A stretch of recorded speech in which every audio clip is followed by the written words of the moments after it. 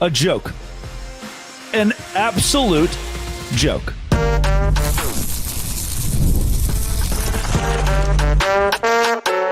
You are Locked On Big 12, your daily podcast on the Big 12 Conference. Part of the Locked On Podcast Network, your team every day.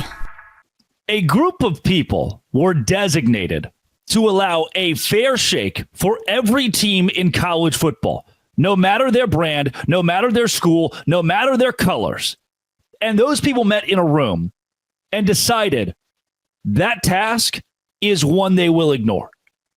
Welcome into Locked On Big 12. I'm Drake Toll from America's #1 Big 12 podcast, Locked On Big 12. Thank you for making this show your first listen every single day.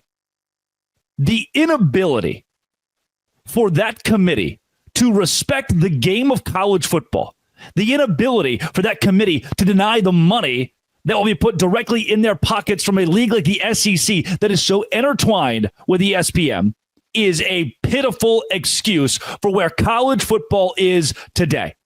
When people jokingly say, bring back the BCS, when people jokingly say, bring back the era where we play a bunch of major bowl games and somebody's named national champion at the end, what they are telling you, the truth in jest, is that we cannot trust human beings who have money shoveled into their pockets to get this right. The reason why?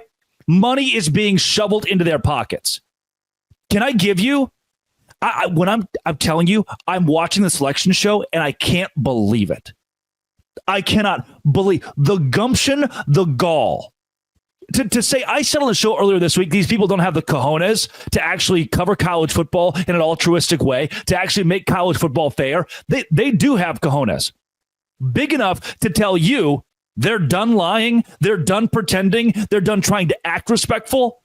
They have the gumption to tell you that they only care about one thing, and it's money. It's the SEC, it's the Big Ten, and thus it is money. What if I told you a story about a 9-3 Alabama team that I watched 2 weeks ago? I watched 11 days ago lose to Oklahoma as double-digit favorites get stomped by Oklahoma. What if I told you the tall tale, the fable of a Miami team that lost to Syracuse and 7-5 Georgia Tech? How about an Ole Miss, hypothetically, who sits at 9-3 with a loss to Kentucky, who will miss a bowl game? Or a South Carolina team who's 9-3 this season, just the same. Then what if I told you those hypothetical teams I just painted, who, if you put a question mark by their name, if you put no logo by their name, would not be anywhere near the top 15? What if I told you that each of those schools are behind Arizona State, who's 10-2? How about Iowa State, who's 10-2? The same Iowa State team representing the Big 12 in the Big 12 championship. Same Arizona State doing the same. What if I told you even more egregious that there is a magical team named Clemson that sits at 9-3 and just lost again?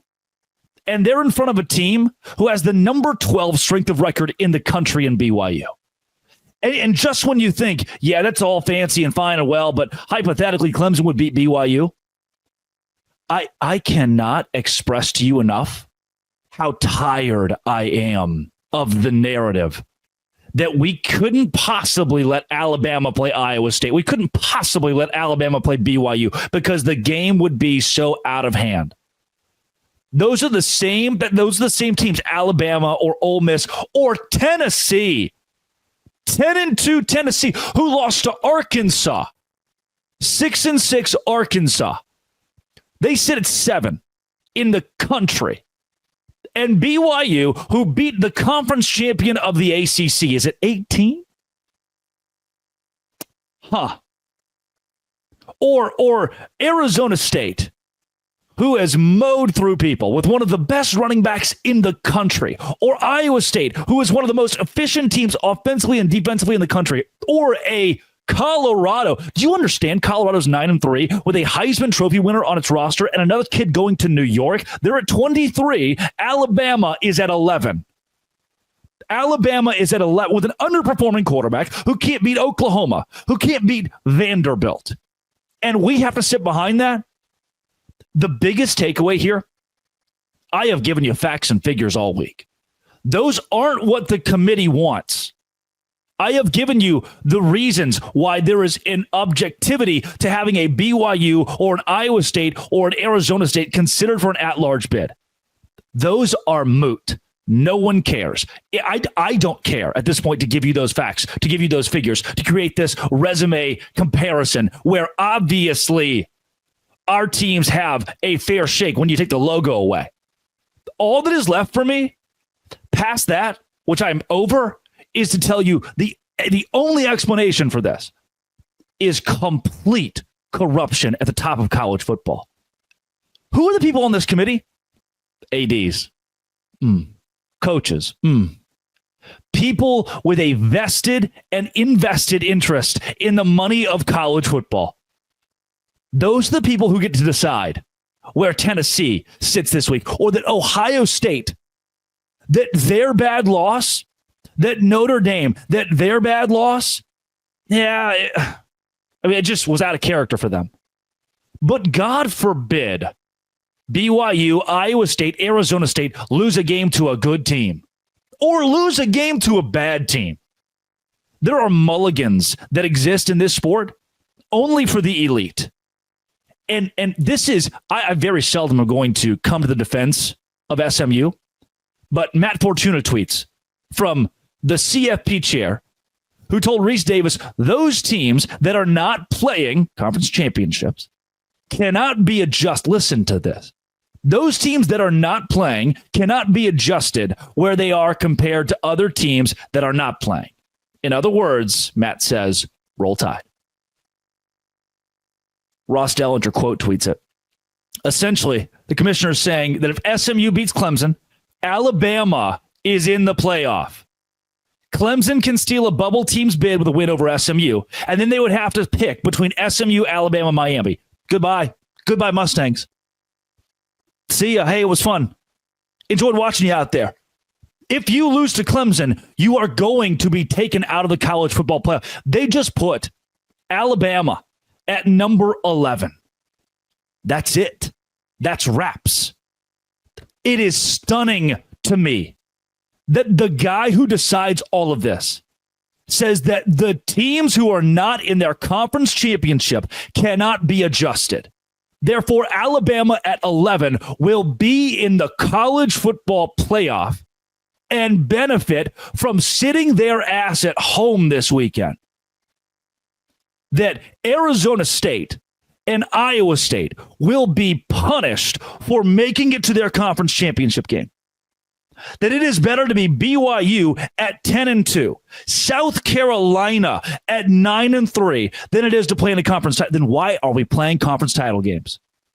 If the direct quote from the guy who puts this whole thing together is those teams cannot be adjusted because they're not playing. So we'll put them wherever we want. And because they didn't play, they get to stay there. I hope you wake up. I hope everybody here wakes up to see that what is happening to college football. It's not like part of this is, sure, TV, right? Absolutely. Part of this is money, NIL, right? You know, this revenue sharing deal, transfer portal. But while you're complaining and crying and moaning about that, and I am too, it's not the kids. It's not the coaches. It's the people in those rooms who are directly tied to TV money. They're inside traders, man. Every decision they make is a direct correlation to their pocketbook. This isn't a jury of your peers. This is BS. To build a propaganda machine that creates a flywheel, where in that flywheel, the more SEC success is made, the more money goes in the pocket of the college football playoff committee. Let the damn computer do it again. Dang, dude. Locked on Big 12. Dose Grande.